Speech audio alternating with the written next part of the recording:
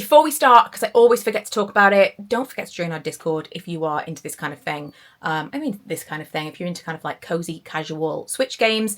I also play Steam Deck. I will leave that linked below. Come and chat with us. Okay, here's the video. Hello friends, I've just got out of the shower, so apologies for my state of undress, but I had a parcel arrive and I'm hoping it's what I think it is because I thought I would show it to you and explain why I purchased it. This is what I bought. It's grips. Why do you need grips? Literally one day of playing this, and I was not even playing it it's heavy.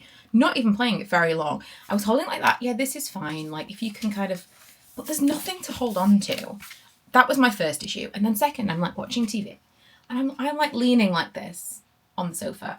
This then is a very thin edge to be pushed against one area of your hand for a long period of time. And it's a heavy thing. It's a heavy thing. It feels, the whole thing feels like, it's sleek. It is, you know, it's a low profile type of situation. But when you're actually holding it in your hand, even just holding it like this for this amount of time, I haven't held it this morning, just for the purposes of showing you in this video, it's like a pressure point. It's hurting my hand.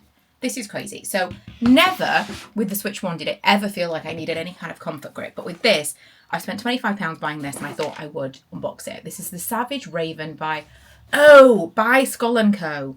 That's interesting because I've never had to buy anything like this before. I was looking and Skull & Co seemed to be the brand that I was like gravitating towards, but I couldn't find their newest thing for the Switch 2, so I'm glad that it is actually them. This comes in these colours and like the Switch colours. It also comes in black if you would prefer. This was, they are thinner plastic than I expected. Right, so inside, I was like fairly sure, but I wasn't totally sure that it would come with all 3 of the grips, but I do like this. Again, it was quite expensive, I think, £25, but we'll see when I put it on the Switch if I'm like, this was totally worth it. So I was just putting it all together and there's a little piece. So this is the overall thing that goes on the back of the Switch, and there's a little piece that should be acting as like a switch. And it came out and I don't know how to get it back in. Maybe, actually, now I'm thinking about it, it's in the instructions. No. If you see this part, this is the part that the Switch is supposed to be in. So I switched it and it just came out completely. It does look like, it's not broken, so it does look like it can slot back in. It's just going to take me a minute to figure out how. It's not essential anyway. It's just to make sure that it's kind of locked onto the console. So I can slide it on pretty easily.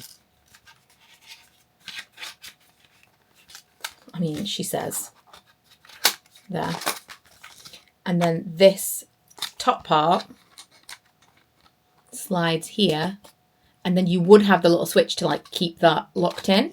And I also feel like maybe that's going to be good if they did a slightly different, you know, like if you had like a silicone case or something, maybe you could make this slightly larger. I don't know. But for now, that's fine. Even without that, I think it's going to stay on my Switch fine the way that I use it. But that's what it looks like from the back. And then these are obviously the grips. I find these to be just infinitely more comfortable to hold than just the Switch on its own. And that might be partly because I've been used to the Steam Deck. And so I've been playing the Steam Deck a lot more than my original Switch recently. So maybe it is that my hands have become used to this. Originally, when I got the Steam Deck, I didn't like this. I thought this was going to be really cumbersome. And I actually found it really easy to hold after a while. And so maybe it's partly that, although I've got to say, this feels more comfortable than the Steam Deck grips. So that's interesting. But it also comes with 2 more. So there's this one. Let's see how easy it is to slide off. Oh, pretty easy. Then we've got this one, which is like the medium. Oh, I think I prefer that one. That's like a smoother, like this has got more of an edge there, and this is a smoother one. I think this probably feels more like what I'm used to with the Steam Deck. Yeah, more of like a smooth. So that's probably why my hands are like, yes, this feels right. And then finally, there is a much smaller one. Let's see if I can. The smaller ones are harder to put on for sure. I don't know why. I think you've got to like find the, there we go, find the slide. and then a much smaller one that even this is better than nothing. I really like that it comes with all three, because it also would be a good idea to swap them out so that your hands don't get fatigued because they're holding it in different ways.